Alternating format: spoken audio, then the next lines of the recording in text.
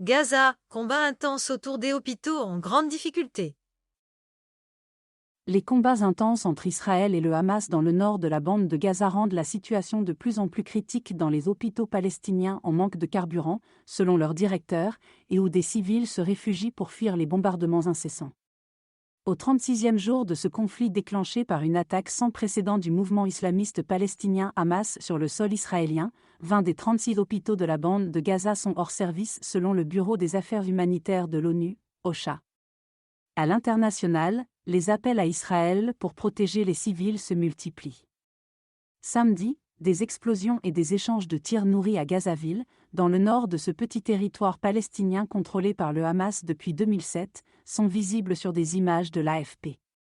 5 semaines après le début de la guerre déclenchée par l'attaque sanglante lancée sur son sol par le Hamas le 7 octobre, 1200 personnes ont été tuées en Israël, en majorité des civils.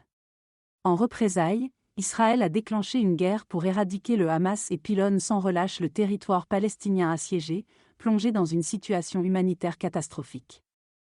Côté palestinien, la guerre a fait 11 078 morts, essentiellement des civils, parmi lesquels 4 506 enfants, selon le ministère de la Santé du Hamas.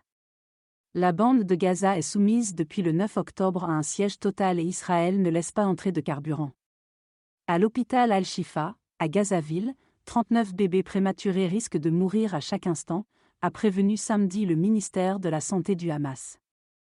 L'un d'eux est mort ce matin, a précisé le ministère, assurant que les couveuses ne pourraient fonctionner que jusqu'à samedi soir avec le stock de carburant disponible.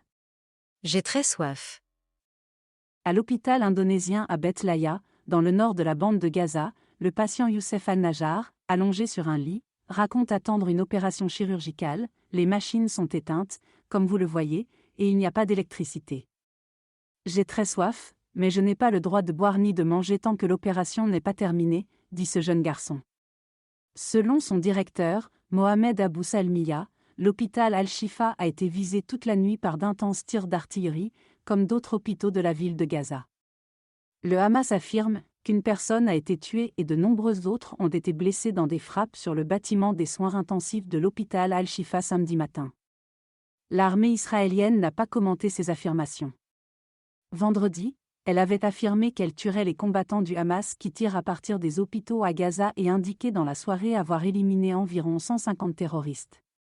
Samedi, le directeur général du Comité international de la Croix-Rouge, Robert Mardini, s'est déclaré, au nom du CICR, choqué et atterré par les images et les informations venant de l'hôpital Al-Shifa.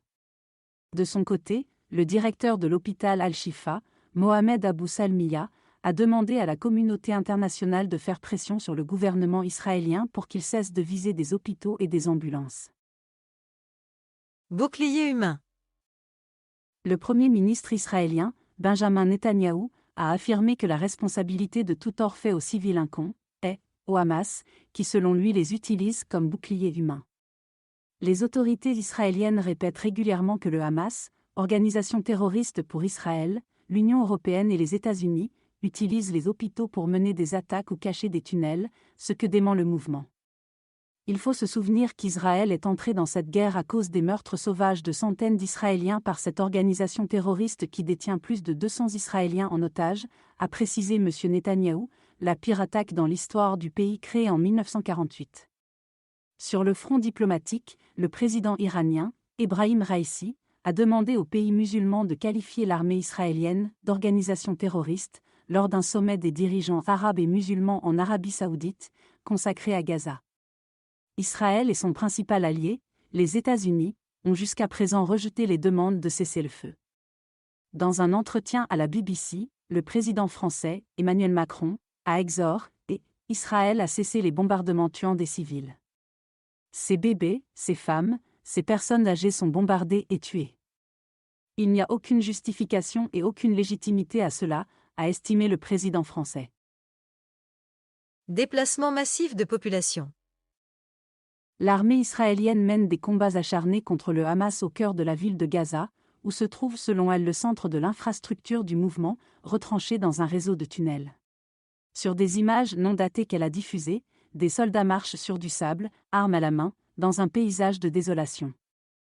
Face à l'intensification des combats dans le nord de la bande de Gaza, des dizaines de milliers de Palestiniens ont fui ces derniers jours, sur ordre de l'armée israélienne, pour aller se réfugier au sud.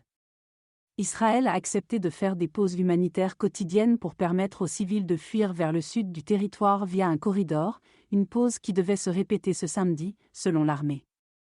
Pilonné sans relâche depuis plus d'un mois et soumis à un siège total, le petit territoire palestinien où 1,6 des 2,4 millions d'habitants ont été déplacés selon l'ONU est plongé dans une situation humanitaire catastrophique. Le siège total imposé par Israël depuis le 9 octobre, Gaza prive la population d'eau, d'électricité, de nourriture et de médicaments.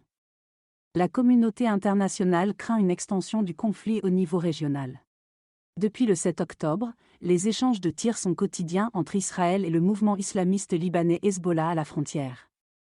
Un raid israélien a visé samedi un véhicule dans le sud du Liban, à quelques 45 km au nord de la frontière commune, dans la première frappe en profondeur sur le territoire libanais depuis le début des hostilités, a indiqué un média d'État libanais. Une frappe qui intervient avant un discours attendu du chef du puissant mouvement chiite, Hassan Nasrallah, prévu à 13h GMT. Challenge, avec AFP.